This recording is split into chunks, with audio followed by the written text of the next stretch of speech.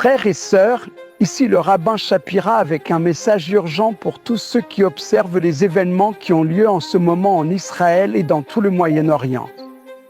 En voyant ce qui se passe, j'ai décidé d'accélérer la sortie de mon prochain livre, Milchemet Haemunah, la guerre de la foi, qui fera le lien entre ce point-là, la montée de l'anti-messie et ce qui se passera par la suite. Saviez-vous que les événements qui se déroulent en ce moment ont été prophétisés par nul autre que Balaam, ce terrible sorcier? Balak est venu le trouver et lui a demandé « Dis-moi, comment pourrais-je détruire le peuple juif ?» Nous lisons la réponse de Balaam dans le livre des Nombres, chapitre 23, verset 24. C'est stupéfiant. Dans le texte biblique, nous lisons la même expression que celle employée pour décrire la guerre qui se déroule actuellement. Cette expression, Haem Kerevi, le peuple se lèvera comme une lionne. Quel est le message que Balaam nous a transmis et que nous devons méditer?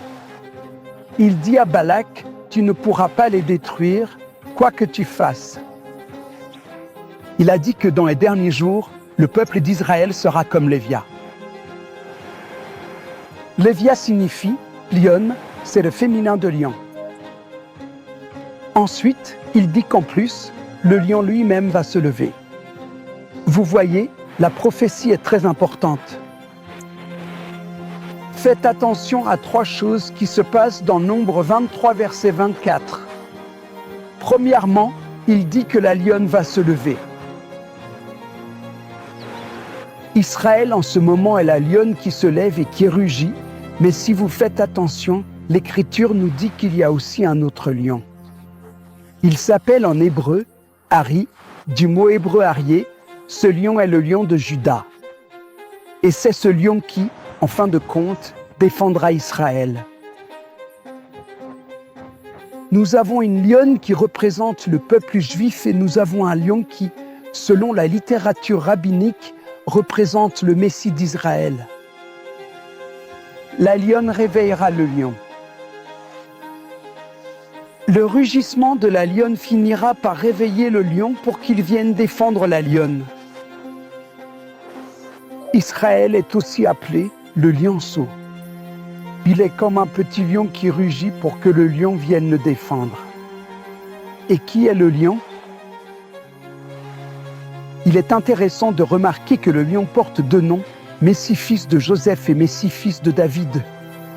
Il est étonnant de constater qu'aujourd'hui encore, au-delà de la tombe, la voix de Balaam se fait entendre, lui qui disait à Balak, « Tu ne peux pas les vaincre. Quoi que tu fasses, tu ne pourras pas les vaincre. » Vous voyez, il savait. Il savait que le lion viendrait défendre Israël. Et dans la même prophétie, exactement dans la même prophétie dans Nombre 24, il dit que celui qui viendra les défendre arrivera comme une étoile filante, qui piétinera les nations à Hararit-Hayamim. Faites bien attention à cela. Les rabbins nous disent que toute l'histoire de Balaam se déroulera lorsqu'Israël sera attaqué sur cette front, exactement comme ce qui se passe. Israël se soulèvera contre ses ennemis, tout comme ce qui se passe actuellement. Au final, tout cela nous conduira à cette étoile. Cette étoile qui descendra du ciel afin de piétiner les nations. Qui est cette étoile qui viendra? Les rabbins nous disent qu'elle porte 2 noms, le Messie fils de Joseph et le Messie fils de David. Je veux que vous compreniez ce qui se passe en ce moment. Le lionceau rugit, la lionne rugit et appelle son compagnon pour qu'il vienne à son secours et la protège. C'est lui le Messie d'Israël. Frères et sœurs, nous recevons aujourd'hui tous les signes que le retour du Messie d'Israël est imminent.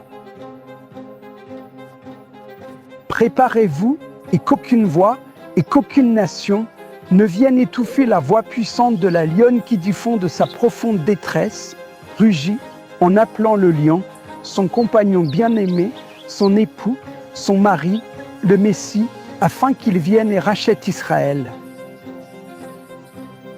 Lisez aujourd'hui la chute d'Édom, le nouveau Hamas, et Milchemet Haemunah, et vous comprendrez que le retour du Messie est imminent. Que Dieu vous bénisse.